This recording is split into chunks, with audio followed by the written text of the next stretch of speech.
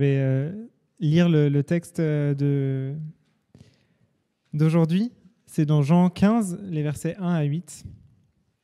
« C'est moi qui suis le vrai cep, et mon Père est le vigneron. Tout sarment qui est en moi et qui ne porte pas de fruit, il l'enlève, et tout sarment qui porte du fruit, il le taille, afin qu'il porte encore plus de fruits. Déjà, vous êtes purs à cause de la parole que je vous ai annoncée. Demeurez en moi et je demeurerai en vous. Le sarment ne peut pas porter de fruits par lui-même sans rester attaché au cep. Il en va de même pour vous si vous ne demeurez pas en moi. Je suis le cep, vous êtes les sarments. Celui qui demeure en moi et en qui je demeure porte beaucoup de fruits, car sans moi, vous ne pouvez rien faire. Si quelqu'un ne demeure pas en moi, il est jeté dehors comme le sarment et il sèche. Puis on ramasse les sarments, on les jette au feu et ils brûlent.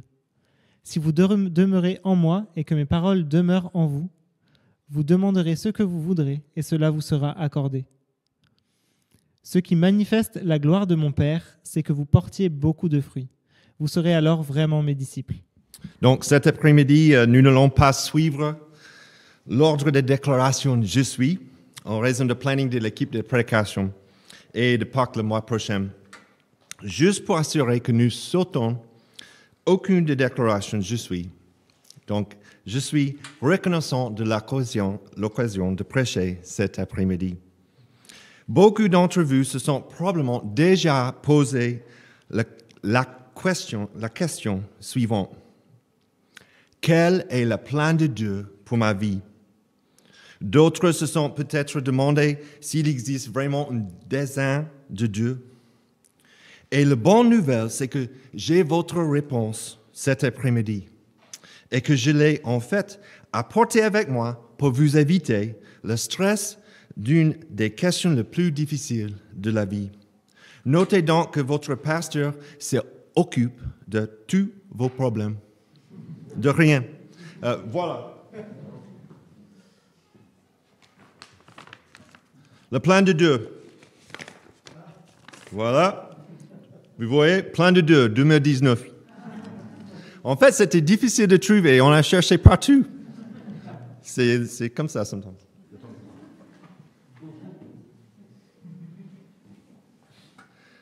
Donc, pour être tout à fait clair, je ne dis pas que la réponse à tous vos problèmes se trouve dans une bouteille de vin. OK? C'est clair? Ou dans ce type de cépage. Ce que j'ai essayé de dire, c'est que le plan de Dieu, le dessein de Dieu pour votre vie et la réponse à vos plus grandes questions se trouve dans une vraie et véritable cep, Jésus. C'est vraiment une très bonne nouvelle pour vous et moi. Le plan de Dieu en Jésus change notre perspective. Ça change tout comment nous voyons ce vie sur terre. Il change la façon dont nous considérons ainsi que nos voisins et le monde dans lequel nous vivons. Une vraie vie pleine de liberté et de joie ne se trouve pas dans la reconnaissance de soi ou dans nos réalisations, mais dans la performance d'un autre, Jésus, qui nous demande simplement le recevoir et lui répondre avec la nouvelle vie qu'il nous donne. En fait, pour la plupart d'entre nous, la voie à suivre, c'est de penser moins à nous-mêmes, sans nous sous-estimer. Ici, dans Jean 15, 1 à 8, nous voyons le plan de Dieu pour la gloire de Dieu. Donc, demeurez en Jésus, le vrai cep, portez plus de fruits spirituels et construisez un treillis. Demeurez en Jésus, le vrai cep. C'est moi qui suis le vrai cep. Nous voyons dans l'Ancien Testament que Dieu a établi Israël pour être la lumière des nations et pour apporter la salut jusqu'aux extrémités de la terre. Cependant, encore et encore, ils n'ont pas suivi les commandements de Dieu. Aussi, dans l'Ancien Testament, Israël est appelé plusieurs fois la vigne. Donc, la vigne était un symbole d'Israël. L'historien juif Joséphus a raconté qu'une grande vigne d'or était suspendue à l'entrée du temple. La porte qui donnait sur le bâtiment était, comme je l'ai dit, entièrement recouverte d'or, tout comme le mur qui l'entourait. Elle était en outre surmontée de ces vignes dorées, dont dépendaient des grappes de raisin aussi hautes qu'un homme. Jésus affirme clairement qu'il est la vérité. Il arrive sur la scène de l'époque et Israël est toujours en attente de Messie qui viendra les sauver. Cependant, Jésus annonce aux disciples, « Je suis la vraie vigne. » Ne cherchez plus un sauveur en Israël, mais regardez moi. Ce qu'Israël n'a pas pu accomplir à cause de leur désobéissance, Jésus l'accomplira par sa vie, sa mort et sa résurrection. Jésus dit, je m'occupe de ton salut. Je suis ton sauveur. Je suis ton héros. Je vais accomplir ce que mon Père s'est engagé à faire dans Genèse 12 en bénissant toutes les nations, que toute la famille le connaisse. Jésus dit, trouve ton identité et ton salut en moi et ma vie, ma mort et ma résurrection.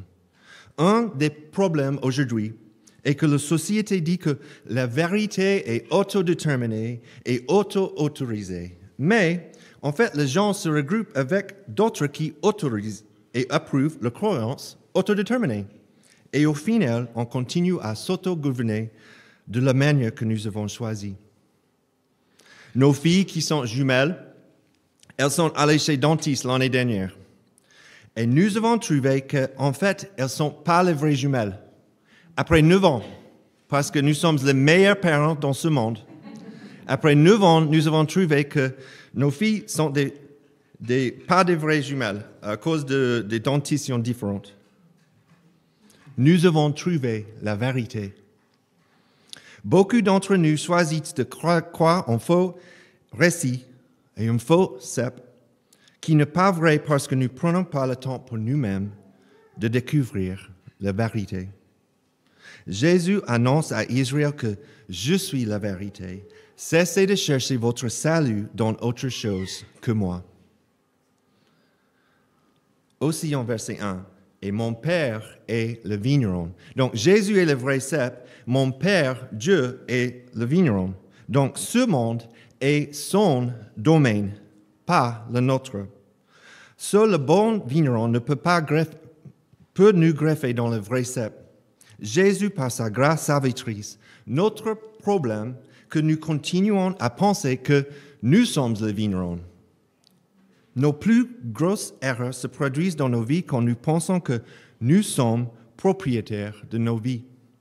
Nous reconnaissons avec notre bouche qu'on est sauvé par Dieu, seul au travers de Jésus seul, par son grâce seule, par la foi seule, mais nos actions enracinées dans nos motivations prouvent que nous continuons à essayer de gagner notre salut à l'approbation de Dieu. Verset 5. Vous êtes le sarment. Donc, nous ne sommes pas le bon vigneron, nous sommes le sarment. Avant d'être greffés dans la vigne, nous sommes spirituellement morts. Nous sommes comme des zombies. Le sarment ne peut pas porter de fruits par lui-même sans rester attaché au cep. Et on ne peut pas produire de fruits partir d'une branche morte. Nous ne sommes pas nés avec la nature de la vigne ou du vrai cep, mais lorsque le Christ prend racine, nous commençons à hériter de la nature de la vigne et nous produisons des fruits spirituels. Donc, portez plus de fruits spirituels. Verset 8. Et c'est le but de notre vie. Ce qui manifeste la gloire de mon Père, c'est que vous portiez beaucoup de fruits. Vous serez alors vraiment mes disciples. Israël a échoué, pas Jésus. Notre but ultime est de porter des fruits et de lui rendre gloire. Jean Calvin a dit qu'il n'y a rien que nous ne devions apprécier plus que le fait que nous glorifions le nom de Jésus, de Dieu. Les disciples sont envoyés dans le monde, comme l'était Jésus, pour poursuivre la tâche en son absence. Dans leur vie et leur ministère, ils reflètent donc le caractère de Dieu. Et il est glorifié lorsque les gens aperçoivent ce à quoi il ressemble vraiment. Alors qu'ils portent ce fruit, Jésus leur dit, « Vous vous montrez mes disciples. » Nous voyons dans la Bible, il y a plusieurs types de fruits spirituels. Dans l'Ancien Testament, nous voyons le fruit de justice sociale. Apprenez à faire le bien, recherchez la justice, protégez l'opprimé, faites droit à l'orphelin, défendez la veuve.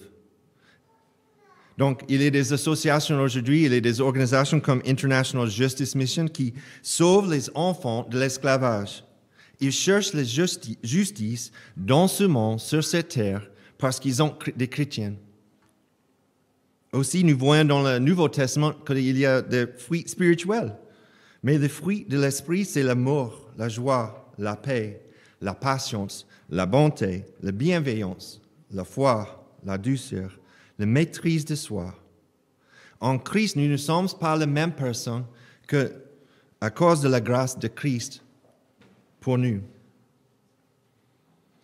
Il nous transforme par sa grâce. Aussi, nous voyons des fruits de disciples dans le Nouveau Testament. Allez, donc, faites de toutes les nations des disciples, baptisez-les au nom du Père, du Fils et du Saint-Esprit, et enseignez-leur à mettre en pratique tout ce que je vous ai prescrit. Et moi, je suis avec vous tous les jours, jusqu'à la fin du monde. Donc, nous partageons les choses vraies, nous partageons les choses merveilleuses dans nos vies, nous partageons les choses qu'on aime bien et on voudrait partager avec les autres. Quand nous étions à Marseille en 2002-2003, on a étudié le français un peu et on a rencontré quelqu'un, elle était chinoise, Lucia. Et après quelques mois, on a bien discuté avec elle et elle a dit un jour, « Si je connais la vérité, je vais proclamer à tout le monde. Je vais proclamer à tout le monde. » Quelques semaines après, elle a pris une confession de foi et puis elle a été baptisée. Ça, c'est la vie normale. Quand nous sommes des chrétiens, on partage la vérité. Alors, nous portons plus de fruits spirituels en demeurant en lui. Il y aura des saisons de taille afin que nous puissions continuer à nous débarrasser de notre ancienne nature pécheresse et des désirs et mauvaises motivations par la puissance du Saint-Esprit. Verset 2. Tout sarment qui est moi, qui porte pas de fruits, il enlève. Et tout sarment qui porte des fruits, il le taille, afin qu'il porte encore plus de fruits. John Stott a dit que le ministère de Dieu, le Père, en tant que vigneron, est double. Le vigneron fait des choses pour s'assurer qu'il aura le plus de fruits possible. En hiver, il coupe les branches sèches et fanées, et en printemps, il enlève le rang et les pousses inutiles des branches. Donc, Dieu utilise la taille pour nous, pour notre transformation. En verset 6, « Si quelqu'un ne demeure pas en moi, il est jeté dehors comme la sarmente et il sèche. Puis on ramasse les sarmentes, on les jette au feu et ils brûlent. » Donc, cela implique que ceux qui n'obéissent pas à Jésus seront jugés. Et la référence principale était probablement Judas Iscariote.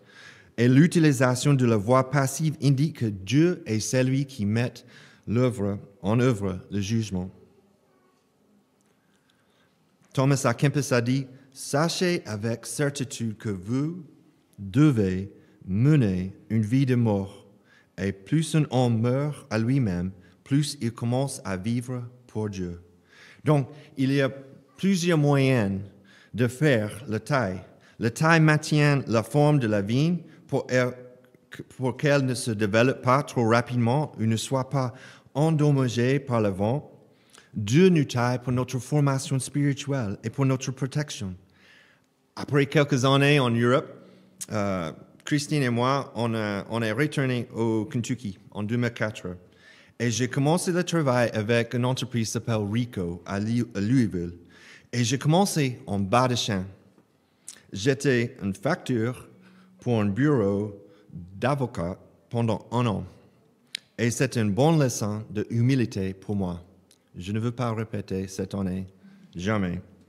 Mais c'est une bonne leçon de humilité pour moi. La taille régule le nombre total de bourgeons et concentre la croissance sur le pouce et la grappe restante.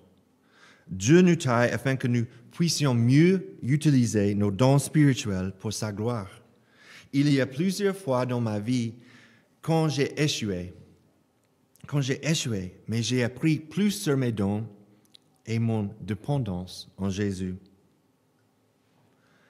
La taille empêche le pouce du sol et du tronc qui limite la force de la vigne. Dieu nous taille pour que nous puissions continuer à nous éloigner de notre ancienne personne et nous reprocher de lui. Par la taille, nous pouvons comprendre nos forces et nos faiblesses par la grâce de Dieu. La taille aussi limite constamment le nombre de pousses et de feuilles. Pendant la saison de dormance, la taille permet de produire la récolte maximale sans retarder la maturité année après année. Dieu nous taille pour régler les choses dans nos vies qui prennent la place de Jésus dans nos cœurs. Calvin a dit que nos cœurs, c'est un peu comme une usine d'idéaux. Et toujours, nous sommes en train de réfléchir, qu'est-ce que c'est les idéaux dans nos cœurs? Les choses que nous désirons et nous ne pouvons pas obtenir. La taille améliore la fertilité de bourgeons pour la récolte de l'année suivante. Donc, c'est un investissement pour l'avenir. Dieu nous taille pour l'avenir et son retour. Nous avons la confiance que Dieu va utiliser les choses difficiles aujourd'hui pour les choses dans l'avenir, pour sa gloire. Donc, le troisième point, construisez un treillis. Au temps de Jésus, il y a plusieurs façons de tailler les vignes et de les entraîner à la croissance. L'une des méthodes les plus répandues dès le début était de l'utiliser de poteaux ou de treillis sur lesquels on élevait les branches pour améliorer leur potentiel fruitier. Vous avez de potentiel fruitier. Dieu façonne nos vies quand nous demeurons en lui, mais nous pouvons être intentionnels dans le treillis que nous construisons pour assurer une croissance saine. Quel genre de treillis construisez-vous dans votre vie? Nous voyons dans le texte plusieurs idées ou échelons que nous pourrions utiliser pour construire notre treillis. Au chapitre 13, après avoir lavé les pieds des disciples, Jésus dit « Celui qui s'est baigné n'a besoin que de se laver les pieds pour être entièrement pur, et vous êtes purs, mais pas tous. » Judas était dans le bâtiment et il dit « Vous êtes purs, mais pas tous. » Mais maintenant, au chapitre 15, quelques chapitres après, Judas est parti pour trahir Jésus, et Jésus dit aux 11 disciples, au chapitre 15, verset 3, que déjà vous êtes purs à cause de la parole que je vous ai annoncée. Donc il y a une adoption par Christ. Dieu le Père a purifié le disciple, le serment, afin qu'il porte plus de fruits. Certains d'entre vous pourraient avoir besoin d'entendre cela aujourd'hui, si vous croyez en Jésus. Jésus n'appelle pas les disciples ou nous-mêmes à être parfaits. Je vais répéter. Jésus n'appelle pas les disciples ou nous-mêmes à être parfaits. Jésus ne demande pas qu'on soit parfait comme lui. Il demande de croire en lui, de le suivre et de demeurer en lui. Arrêtons d'essayer d'être parfaits et trouvons la liberté et la joie d'une vie en Christ au lieu d'une vie pour lui. Nos vies le glorifieront davantage si nous acceptons d'être adoptés par Jésus dans la vie. La récompense pour cette vie n'est pas la perfection, car nous ne serons jamais parfaits de ce côté du ciel. Cependant, en Jésus et par lui, alors que nous sommes greffés sur la vigne, Dieu nous considère comme parfaits et sans péché. Vous voyez la différence? Plus nous comprenons à qui nous appartenons, plus nous pouvons apprécier qui nous sommes vraiment en Christ. Croyez-vous que vous êtes adoptés par le Christ? Aussi, en verset 3, nous voyons la puissance de la parole de Dieu. Il les a également taillés, nettoyés par la parole que Jésus leur a adressée. Dieu prépare les disciples à leur mission par l'intermédiaire de Jésus. La parole de Jésus est aujourd'hui dans la Bible. C'est la parole de Dieu et constitue le principal moyen de tailler la vie des disciples. Toute l'écriture est inspirée de Dieu et utile pour enseigner, pour convaincre, pour corriger, pour instruire dans la justice. 2 Timothée, chapitre 3, verset 16. La Bible apporte la direction et la clarté afin que nous puissions glorifier Dieu comme ses disciples. Quand la parole de Dieu, plus changeante qu'une épée à deux tranchants, agit en nous, elle nous change et nous permet d'être plus attrayants et authentiques dans notre vie et notre témoignage chrétien. Tout comme le couteau de vigneron, la parole de Dieu coupe les choses dans notre cœur qui nous empêchent de produire plus de fruits spirituels, plus de fruits dans notre vie. Jésus n'allait pas rester longtemps et leurs fruits allaient les identifier comme des disciples de Jésus par la puissance du Saint-Esprit. Croyez-vous dans la parole de Dieu? Combien de temps lisons-nous ou méditons-nous la Bible chaque semaine? Verset 4. Demeurez en moi et je demeurerai en vous. Le sarment ne peut pas porter des fruits par lui-même sans rester attaché au cep.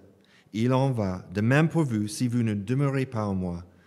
Verset 5. Je suis le cep, vous êtes le sarment. Celui qui demeure en moi, en qui je demeure, porte beaucoup de fruits, car sans moi, vous ne pouvez rien faire.